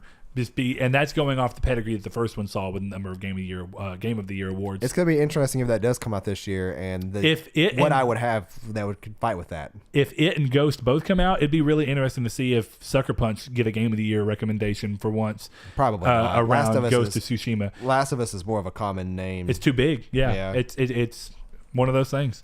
All right, Saul, do you want to go ahead and go forward? This is all episode 5. So I was going to say, we'll finish up episode 4. I think we're there, but let me look real quick. Yeah, that way. Then I guess since you're on Facebook, go ahead and we only have one question on Facebook because your boy is slacking yet again. Go ahead and ask that one question. I wasn't slacking. No, I said you boys. You boys slacking. Yeah. The you get them in here. Not asking us questions on Facebook like you should be. I think but I can't blame would you for have not been having on Facebook. 4. Let me double check. The 10th. February 10th on. No, this would be 5. So we have more than one question? Or is that the last question is what you're saying? No, that was the last question. Okay. Well, we'll go ahead and lead us into 5 with that one. All right. This one comes from Mr. Vince, and he says, what things would you like to be fixed first? And this is a little bit delayed because it's on the 27th, but what things would you like to be fixed first with Anthem, and or what issues bother you the most? A lot of them have already been fixed. I think me and Saul would agree on that. Having to walk to your javelin was a big issue. It seemed unnecessary, and I think that they realized that when everybody came at them. I'm actually one of those people. I found it odd that they didn't see that from the beta in the demo. But maybe it was just that they didn't have the time to fix it. Who knows? Maybe they did, and it just took that amount of time to fix it. Maybe. That was one thing. I think another thing that they already addressed that I would have said something about had it not been is the ability to give a 30-second respawn timer in the respawn restricted areas instead of having it to where you literally have to be revived. That way you don't have to rely on randoms if you're just random matchmaking to actually bother pulling you up. Perfect example, I was playing with randoms the other day, and I got down and literally one was right there in front of me. Nothing was attacking him. I was far away from everybody. But he wouldn't revive me. He was just standing there walking around me like he's going to do it. And then somebody else flew over and did it. Finally. This is going to be very similar for me with what we said last episode, is that I haven't played enough of the game to conform a good enough opinion yet. So I will say, though, that a lot of the stuff I did have issues with have been fixed. So as of right now, no complaints from me. I haven't played the game yet, though. So but I haven't played it since the past 4 hours. I've already said this one before, and I think Saul would agree with this too. My biggest thing that I want to see them fix is cutting down on load times. And I think that might be really hard to do, but the number one thing is, in the same breath of that, is remove load times to and from the forge. The forge should just be something that when you hit a button, whatever it is, when you're walking around the fort or the battle pad, launch pad, whatever it's called, that it just comes up, just like in Destiny. There's nothing special about that. All it does, it should be just like Destiny. It should be that you pull up a menu, you hit start or whatever. With no load at all, it comes up into a menu the way the game already is, a basic white monochrome background with your character there and the little nodes of where you go around and select stuff. That should not need to be behind a load screen, and I can't imagine why. The only thing that I can even loosely think might be into it is that whenever you're going to put stuff on and off of your character, in Destiny, you have so many slots per thing, like essentially 9 slots per area.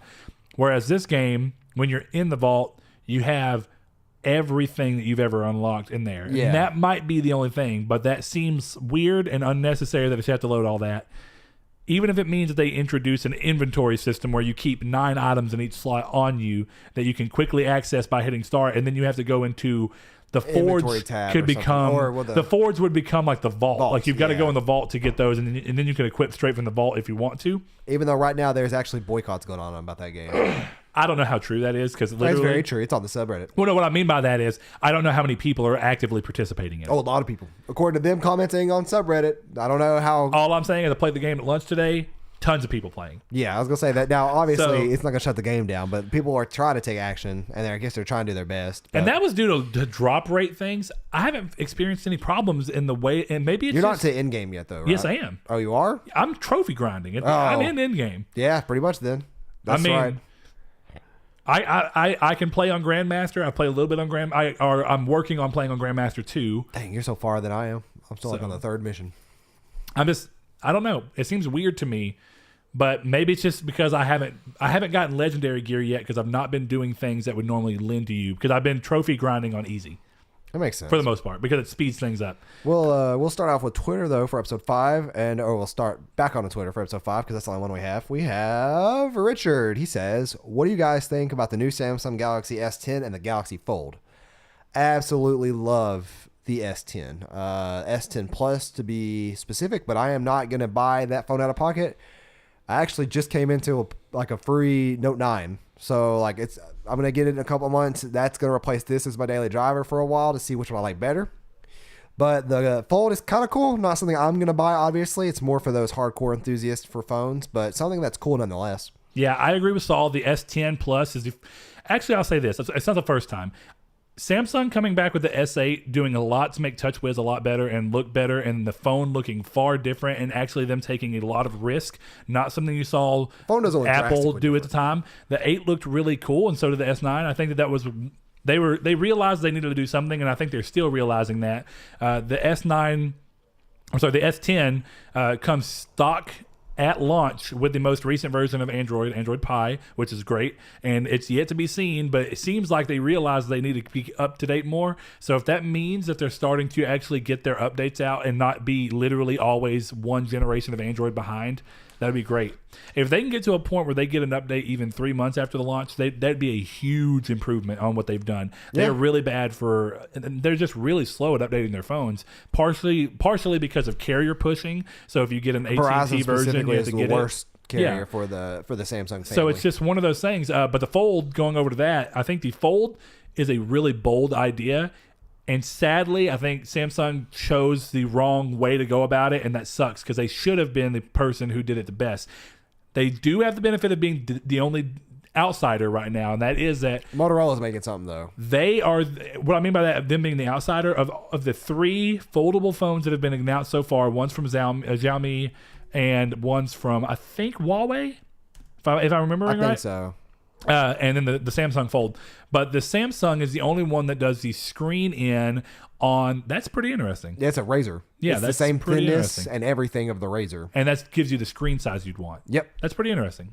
But going over into the traditional fold phones that are more towards being a foldable phone that gives you a tablet size screen whenever you fold out, Samsung did it the weird way where they put the Fold on the inside, and the screen that you would want to use as the fold out screen that's big is going to be on the inside, and then there's a really small screen on the outside, whereas the other 2 manufacturers did the Fold on the outside, where essentially when you're holding it, the screen wraps around the entire device and you only use one side of the screen until you fold it out. And I think that that's a better looking design. It seems to be a better working design. It makes it make more sense when you go to hold it, because one side keeps a lip that you'd hold and has all your buttons and stuff on it. I think that's sensible, and Samsung's also the most expensive. Samsung will have the best display of them all. I can guarantee you that's true of the S10 as well. They always do. Samsung are killing the phone screen market with their AMOLEDs, AMOLED, whatever. They're really beautiful. So I'm excited for it because it's the beginning of something like this. They're all expensive, though. The Samsung Fold's like $2,000. The other ones are like $1,300 to $1,500, something like that. They're very expensive because they're very experimental, and they're not meant to be made in mass, so you're not getting discounts and things like that. This is entirely meant for people who want to get cutting edge and do weird stuff with their phones and are into this. I am one of those people, but that's still above typically the budget that I'm willing to give to mess with these things. I would love if we were a tech channel that was able to be to the point where somebody would send me this to even mess with for a week. Yeah, I'd love it. I would love that too. I love phones and stuff. What the mess? Maybe that's what we need to move into, Saul. Do this podcast and also start doing phone reviews. I would do it. Problem is, I think you have to spend a lot of money out of pocket to get to the point where people want to send you phones and stuff. So since this is going to go up for Patreon today earlier than normal users, so this is going to go up on Thursday. There is an offer you guys might want to be aware about. You can go to Dell's website and get a 34-inch 4K Alienware monitor for only $813 with HDR. That's actually fair. That's a really good price for HDR. For a monitor. 34 inches. Yeah. HDR and 4K monitors are hard to come by that are somewhat that cheap Right. for a known brand. Sure. All right, so what's next question? Next question up, we have our good buddy Matthew Green, and he wants to know, what are your thoughts on the Fallout 76 updates due out? Could it save the game, especially with the rumors that are floating about saying it was going free to play? I think now, sadly, the stuff that we saw about free to play was just that, rumors, because that has seemed to have fizzled out. And it doesn't mean that they don't do it eventually, right, but it wasn't happening as soon, and that was the craziest part. In the present time, yeah. In the present time, I don't see it going free to play. I will stick to my my normal opinion on this, and I'm still not going to invest time or money into it, regardless of the price it costs. Once they decide to actually fix the game and make it up and running and it's stable for 3 to 4 months and it's free, I might invest some time in it with friends if they play. That's the only time I'm going to invest into that, though. I'm not going to pay anything for it. If it does go free to play, I agree. That will be the market in which I start playing it. I didn't love Fallout 4, so I don't see the need to go into another game that's geared towards playing like Fallout 4 did. I beat Fallout 4, but it's the only Fallout game that got to the point where as soon as I rolled credits, I was like, I'm so done with this game. Not even that it was bad. It was just mediocre. And that's not what I normally expect from Fallout, and that's unfortunate. But it seems like they moved forward with that, so I don't really care for Fallout 76 in a lot of ways. And I've seen a lot of people who were playing it even fell out of it, some of them to the point where they seem to have regretted it. And, that's unfortunate. I think that to answer the question of will the updates and DLC and whatnot save it, I hope so, but there's already been rumors that the DLC has been delayed once, which is probably for the best. Delay it and make sure it's good before you put out another thing that may not be up to snuff. We're seeing it again with Anthem, even though I don't think to the same severity, even though it's getting the same attention for... Right. I'm not going to say the same attention, but it's getting a lot of attention. But it's just even more reason. Right now, we're already in a point where people are upset about Anthem. You don't want to feed more into that and go, look, and Fallout 76 is screwing up again. Do what you need to do to make sure that it comes out and it works right and it fixes a lot of the issues that people have with the game. If they can do that, of course they can turn it around, even though it was still a massive success. That's the bigger thing to say. Regardless of what our opinions are on it, it was a massive success for Bethesda, and it continues to be a good enough success. For the most part. For what I mean is that it was enough. It's like, enough revenue success in the it was the comparison for me is like whenever Infinite Warfare still sold less than any Call of Duty had before, but it was still the best selling game of the year. Yeah, it was like, don't get me wrong, it's not what they expected. It's a failure in one view, but a success in another. Yes. In the same vein of Anthem, though, and somewhat this question, I do think that since this question might be a little outdated by now, Sean One Neo says, when are games like Anthem going to learn no one is happy paying full price for a glorified half-baked beta while feeding additional content while expecting us to grind out the game? Not to mention MTs. I'm not too sure. Microtransactions. Oh, okay, gotcha. Weird. I've only ever seen that MTX. So threw me off there, Sean. But look, I think we've spoken enough on because I think we answered that last episode. That technically with the whole topic. Yeah, that's what I got at. Oh, wait. That didn't spur the topic. That did spur the topic. No, that was something I already wanted to talk about prior. Yeah. Did we mention that in the topic? Nope. Okay. So Sean, look, maybe that was just so close to what we. Yeah. Look, I understand where you're coming from, and I am curious. And tweet at us and let me know. Have you played Anthem? Yeah. Or have you played it now? Yeah. Have you played it at all? And if you haven't, that doesn't discredit anything you're saying necessarily. But what I'm getting at is, did you play Anthem? Did you play Destiny? Have you played these games that are this style that you think equate to half-baked betas that they're drip feeding you stuff to? Because what I'll say, and what I essentially said in the other episode, it doesn't mean you have to like Anthem. It doesn't even mean that you have to agree that it's worth $60. But I don't think it's fair to say that Anthem is a half-baked beta-style game. It has a full story. It's a pretty long story, surprisingly. I mean, don't get me wrong, you can roll through it if you just play it, but if you play the game naturally doing a couple of contracts between, it's not really short. Destiny 2 is still far shorter, even though Destiny 2 was longer than Destiny 1. I think that the games have been on an upswing for the most part, and I do think that sometimes expectations are weird for them. These games are games that you can easily put 40 hours into before you ever even grind, realistically, and I don't think that constitutes a half-baked beta. I think Fallout 76 might have been closer to a half-baked beta when it came out, partially because it didn't want to work either. And I think if Anthem would have launched completely not working from a server standpoint and a bunch of crashes, and depending on who you are, that might be true. I did not have I experienced so far, even after this most recent patch, I've experienced 3 crashes. None of them hard crashes out to the main menu. Annoying, yes. Enough for me to consider them to be half-baked betas? It's personally, no. It's crazy the fact that, though, there's been more problems within the base game than there was within the beta, which is the one disappointing thing for me. Yeah.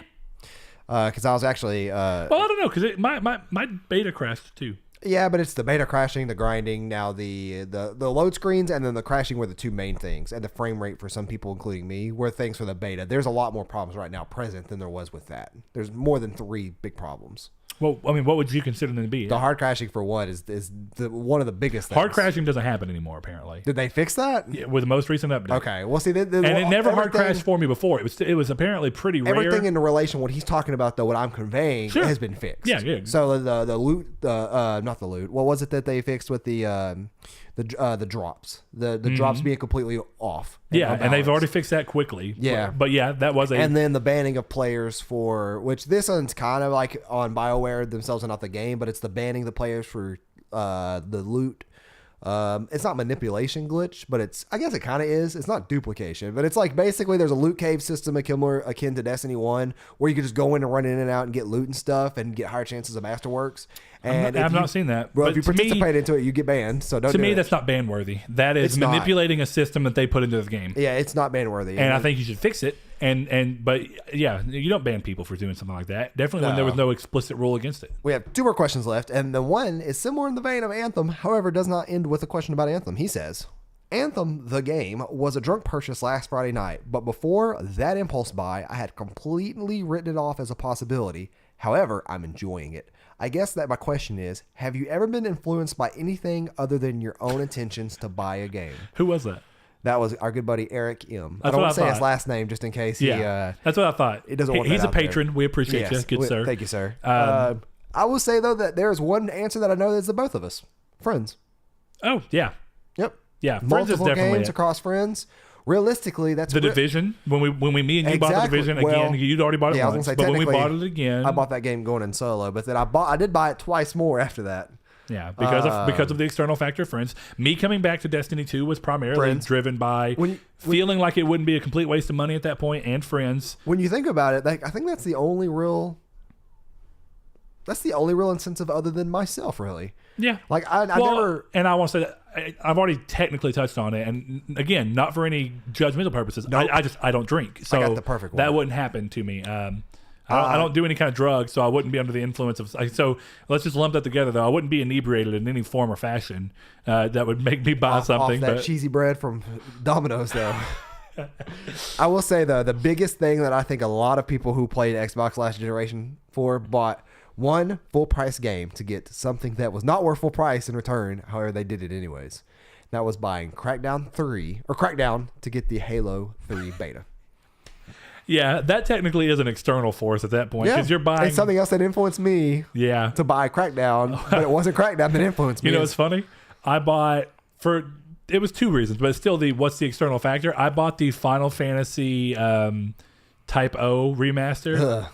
Hold on. But partially because I didn't get to play it on PSP and I was curious as to how it was. And then also you got Vita, right?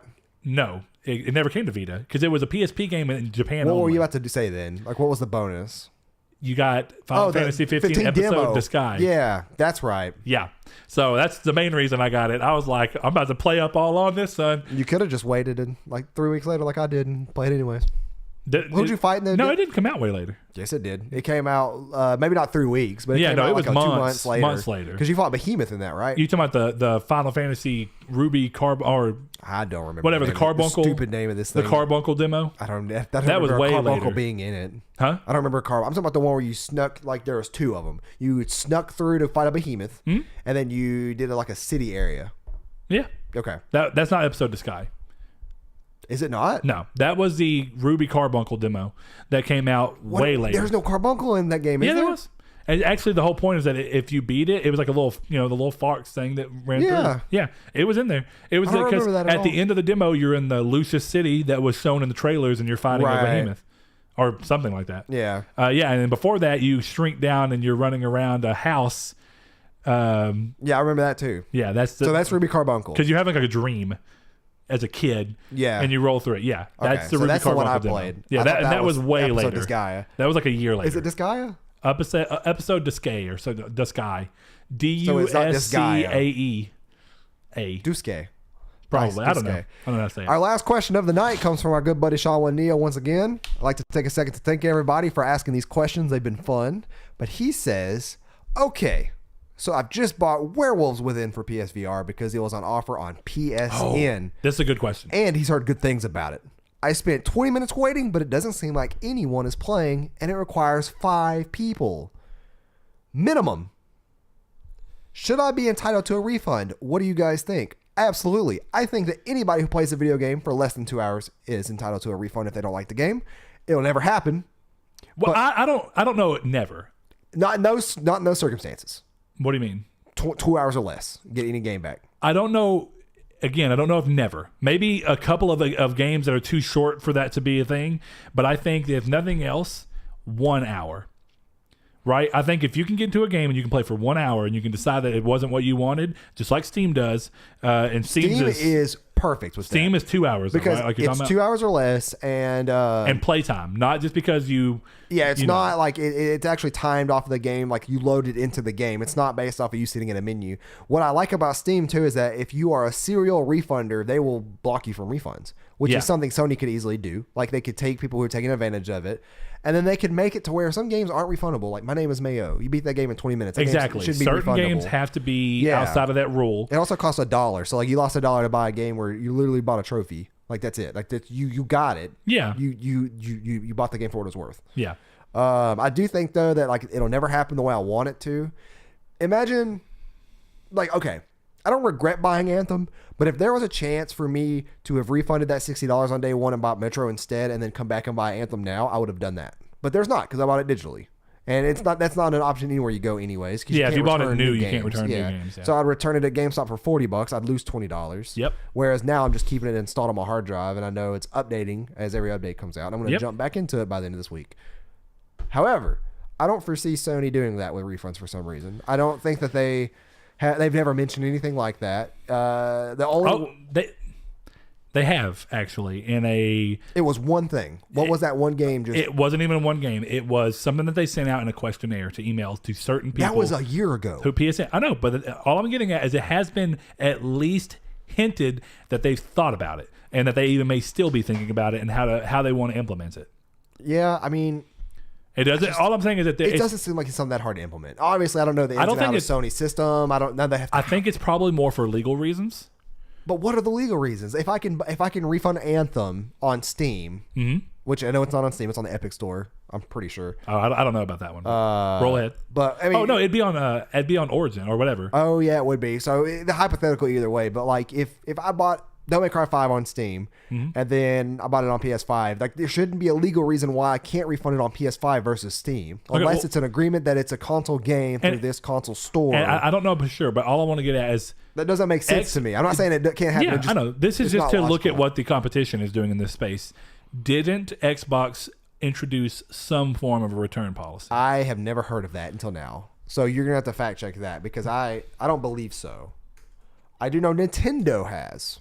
With the Switch, where if you call Nintendo, they give you one free refund, and that's it. Like one. So just be careful about what you're buying because you get one chance. And say I bought Wargroove and I didn't like it, I can refund it. Just give them a call. They'll take the game off my system or they'll lock it or whatever, and they give me my money back.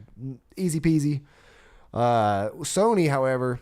Like maybe if they even did that like once a quarter where you could have one or once a year or twice a year where you could get 2 free refunds or 1 free refund.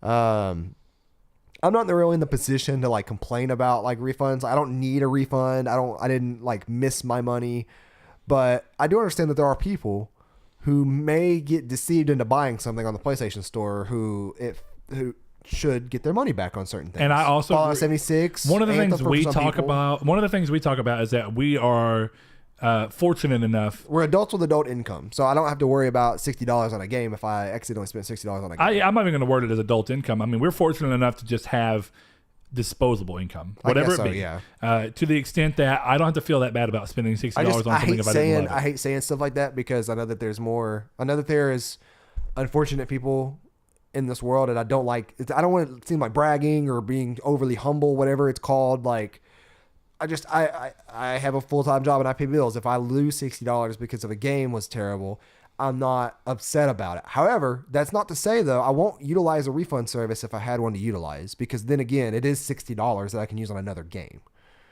I do think that though that's a problem with the way people think and the way that there is no refund system on PlayStation. I do think that right there was a prime example of me saying that was like, I bought it, it's okay, I'll just send it on my hard drive until it gets updated. That's a problematic way of thinking. No, I agree. And here it is just for the flip side. So Microsoft did in 2017, it looks like April, I think, introduced at least at the time, and it probably has gone outside of that, self-serve refund pilot testing for digital content via the Xbox and Windows Insider programs, and this testing is presently limited to select Insider members, because Insider is that thing like Xbox Insider. Yeah, exactly. People just got like to the Xbox Inside this past Monday. Yeah, or Tuesday. People got to try out backwards compatibility earlier than everybody else did on Xbox and honestly, a really cool system that Xbox has that Sony has no like similar system to. Yeah. I mean, the beta testing program, technically. That's it. But, I mean... You're testing system stability. But anyway, to give you that sweet system stability. So it's the same thing. It can be refunded in the first 14 days with less than 2 hours played. So it's identical to Steam. Yeah, so... Wait, for 14 days? Yeah. I want to say that's the same. So if you buy Steam it and don't touch it at all for 14 days and then realize you didn't want it, you can return it. And fair enough. What's interesting about this question is that apparently in Australia, because of regulations and laws around there, they have to give you refunds if you want it for anything. Doesn't matter. Yeah, that's I think that's Australian. I think Josh is the one who told us about that. And I found that to be very interesting because that's so different from our policies here. GameStop here will not take a new game back if it's been unpackaged. Doesn't matter. Which is ironic because they sell it to you in the new package. Now, or open package. Yeah. Whenever they put a sticker on there and then say if you break the sticker, I'm like, that's BS. If you took the packaging off of this, you broke the sticker first. I should be paying used price for this then. This should be considered a used product. This is not sealed. This is sealed by a dumb sticker that has way too much sticky crap on it that you put on it, and it's impossible to get off of these cases. See, here's my big problem is that going all digital is the way that the future is going to go eventually. We're going to lose disc formats. We may go cartridge or something. We talked about this before. Yeah, I don't know that we'll ever fully lose physical media. 30 years down the line, there's not going to be disc or on a cartridge or something. Honestly, I still don't know, man. There's not going to be disc. There's not going to be cartridges. There's not going to be anything like that. It's going to be all maybe even modular at that point, which it's weird. You can't predict 20 years from now. I still don't know. A lot of it depends on how much we as humans prefer. It already shows that people would prefer to stream a show they own on DVD. Shows are way different. Now, I mean, it goes that with movies, everything. I know it's different than games. I get what you're saying, but look, here's the same thing, right? You could easily argue that, okay, well, if streaming becomes to the point where you don't notice any input lag at all, then everybody just thinks that we'd immediately go towards a streaming future. But the thing is, there will always be a point in time where even 30 years from now, it's still always going to be more powerful to have something that's doing local processing of that information and putting it out there. Side by side, always, without a doubt, there will be local processing power versus cloud. Always has to be better than cloud. Yeah, it will. It will not always has to be. It always will be. That's what I'm saying. It will be, but that's because it has to be by the nature of what it is. It kind of depends though, because when you get super into that, you could say that you're pulling from a system in the cloud that's like dual 1080 Ti's 11 gigabytes versus one 1080 Ti. You actually may see but artifacting that comes from internet is always going to be I was going to say you'll see the difference in the system spec, but you'll see the biggest difference in internet connection. Exactly. And the other side of that still comes down to the fact that there's plenty of places in the world that don't have PS Now right now because of the fact that their internet infrastructure is not ready for it and may never be ready for it. You just don't know. But they do still sell gaming stuff there. So that's another thing is there will be parts of the globe that that PlayStation right now actually services and gets a lot of sales, that Xbox doesn't get because the Xbox doesn't have the ability to in places that don't even have strong internet. So I think if you go towards that, those places will always have to have some kind of a physical media, be it disc, cartridge, whatever it is that it turns into. So we've had that conversation a number of times. But look, I agree with Saul. Realistically speaking, you didn't get to play you didn't play 2 hours of it. You should be able to get it there. To go even further, though, within what their return policy is right now, I mean, their return policy still says no technically, but I think you might have been able to if you would have called and pressed early on right if you did it. You might have been able to get a refund because here's my thing. If a game lives or dies off of whether or not you can actually play it online because it requires other people to play, and you buy it and nobody plays it, the servers are closed or something like that, it should have, in my opinion, required. It should have been pulled, or it should have the stipulation where if you buy it because it's still up for people who randomly just want to play it because they haven't closed the servers yet, it should be mentioned in there that hey, if you get on and there's nobody playing and you want a refund, bam, you can get a refund. I just don't think it's a ridiculous ask. Even more so from Saul's, I don't think it's a ridiculous ask to say that if I didn't play 2 hours of it and found that I didn't enjoy it within a certain, circumstances. Threshold. Yeah. Certain games that have to be outside of that. But I already think that's not ridiculous, but it's even more ridiculous for someone to say no when you literally played a game for 20 minutes, found that literally you couldn't matchmake in that entire 20 minutes. You should get your money back. Yeah. So good question, and it spurred a lot about other stuff in terms of where the industry is growing in a number of ways. But I agree with Saul. The maximum solution to this, the end goal for this, should be a system that within reason you can return a game if you've not played it at all within 14 days, just like Xbox is doing, and if you've played Steam, less than 2 hours of it. And Nintendo technically allowing you up to that one free refund. That could be your one free refund, Sean. So I think it should be required to a minimum, and that I think is the minimum for him, is that there's nobody playing it online. It's a game that's still on the store being supported by Sony. That sounds like it might need to have the server closed if nobody's playing. Yeah, and it's still up there that costs money, and it requires a matchmaking limit, which is also the dev's fault. Like, why do you need 5 people to play?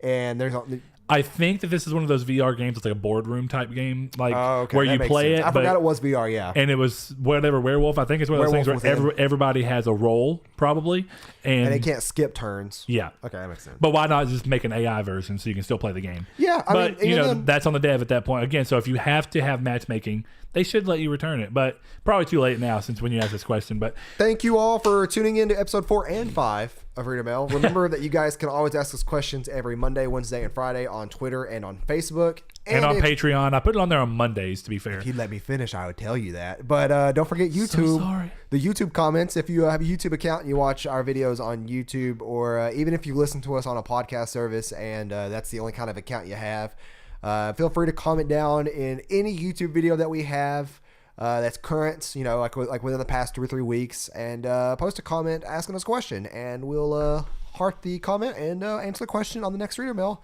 So for all Patreon users, subscribers, we'll see you guys in 2 weeks, and for all everybody else, we'll see you guys on Monday or technically that doesn't make sense. Yeah, I don't know where Saul went with that, but I don't know okay. where I was going That's with that the either. ending. I'm hungry. I just put in an order for pizza, so we're gonna go eat. So thank you guys. All right, see you guys.